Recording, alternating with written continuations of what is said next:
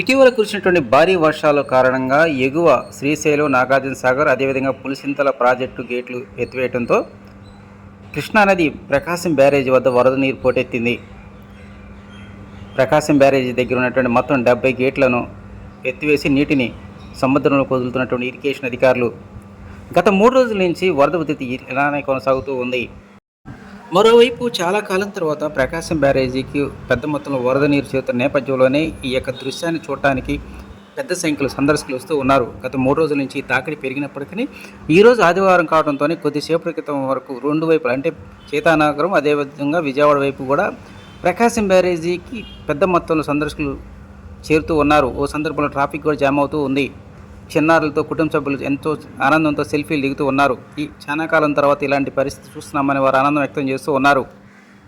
ప్రకాశం బ్యారేజీ వద్ద ఈ వరద ఉధృతి అనేటువంటిది మరో కొద్ది రోజులు కొనసాగే అవకాశాలు ఎక్కువగా ఉన్నాయి.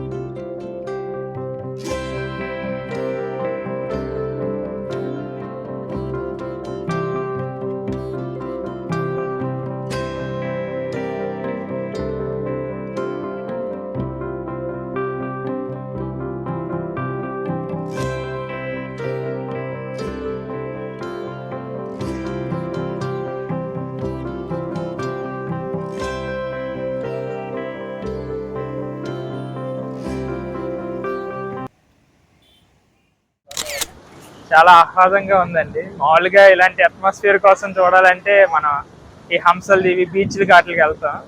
కాకపోతే ఇప్పుడు వాటర్ ఫ్లో ఎక్కువ ఉండడం వల్ల కొంచెం ప్రశాంతంగా హ్యాపీగా మైండ్ రిలాక్సేషన్ కోసం చాలా మంది వస్తారు ఈరోజు. అందుకని ఫ్లో కూడా పెరిగింది మిగతా రోజులతో పోల్చుకుంటే.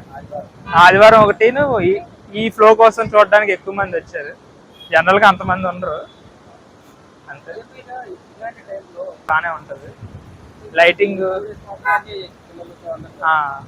అటు సైడ్ ఇక్కడ కంటే అటు సైడ్ బోటింగ్ అవి బాగుంటాయి. అక్కడ వాటర్ ఎక్కువ వచ్చింది కాబట్టి బోటింగ్ అవి బాగానే అయితే రీసెంట్ గానే వచ్చింది. మొన్న రిలీజ్ చేశారు కదా మంత్రి గారు వచ్చాక. తర్వాత ఇప్పుడు ఇంత ఫ్లో రావడం రీసెంట్ 2 days నుంచి అనుకుంటా, వర్షాలు పడినాయి కాబట్టి.